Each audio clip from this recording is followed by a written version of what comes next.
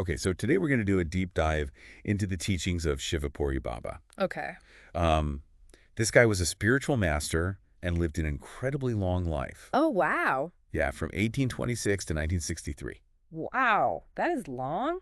I know, that's what I thought. Mm. And what I find so fascinating is that his ideas aren't some ancient philosophy lost to time. Right. He traveled the world sharing this wisdom, and it clearly connected with people. Yeah, across cultures and centuries. Exactly. And today we're going to zero in on his concept of the right life. Okay. Have you heard of this before? I have. Yeah, it's kind of intriguing, right? Like, Yeah. what does that actually mean to live the right life? Well, and it's important to note that he wasn't just this, like, otherworldly mystic. Yeah. He offered a very practical threefold path for actually, like, living this right life. Okay, a threefold path. That's interesting. Yeah. So I guess let's unpack that a bit. Okay. So he spoke about duty, devotion, and discipline, Right. or as you put it, using the Sanskrit terms, dharma, bhakti, and yoga. Yeah.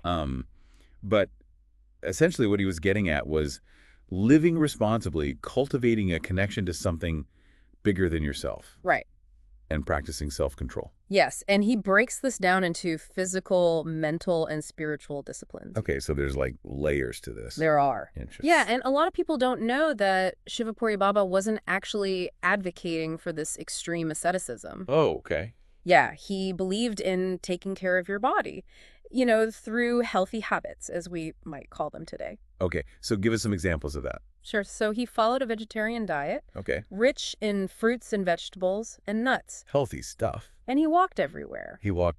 even well into his later years. Oh, wow. Yeah. So it's more about balance and mindful living than like deprivation. Exactly. He was really all about simplicity and detachment. Yeah, well, especially today. Mhm. That's a powerful message. I think so. I mean, we are bombarded with messages to buy more, have more, be more. Constantly. And Baba reminds us that, true happiness comes from within. Right. It doesn't come from all these external things. Yeah, it's about finding that inner peace, Mm-hmm. which he believed could be cultivated through meditation and self-inquiry. Exactly. And he was a huge proponent of daily meditation Yes. to clear the mental clutter. Right. Clear all that out. Yeah, and he also encouraged people to ask themselves like a fundamental question. Which is, Who am I? yeah, Have you ever actually sat down and tried to answer that? that's a tough one.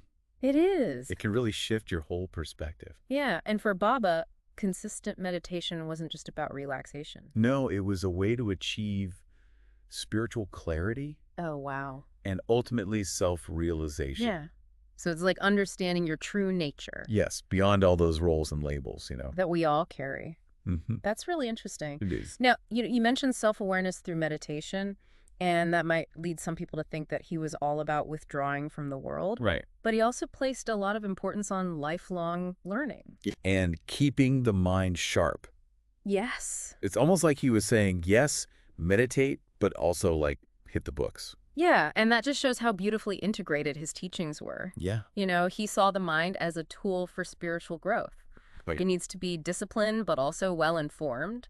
It's not shutting down the mind. It's like refinement. Exactly. Wow. So he was fluent in several languages He was. and always eager to learn new things. Right up until the very end of his life. Oh, wow. Yeah, That's amazing. it is. There's another gem of wisdom that I think is so relevant in our world today. Oh, tell me. He said, speak less, listen more. Hmm, He was a big believer in the power of silence, that's interesting. which in our noisy, always connected world feels almost radical. It does. It really does. Yeah. Baba understood the value of quieting that external noise Yeah. so that we can better connect with that inner wisdom. Yeah, to create space for reflection and contemplation. Yes, exactly. Those are essential for growth. They are. And he believed in universal brotherhood and love. He did.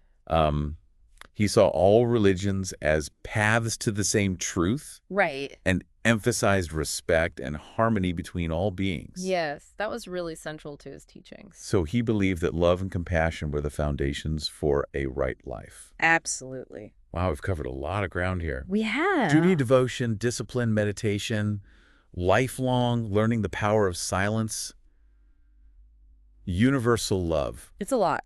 It is. It's a lot to think about. I mean, Baba offered a very comprehensive vision for living a meaningful and fulfilling life. He did. It's incredible. It is. So of all these teachings, Yeah. which one resonates most with you? Ooh, that's a good question. Right. And how might you start incorporating even a small piece of Baba's wisdom into your own life. Yeah, starting today. Yeah. I'd love to hear your thoughts. Please share them with us on social media. Yeah, let us know. We love to hear from you. Okay. So thanks for listening. Thanks for joining me. Of course. All right, we'll catch you next time. Bye.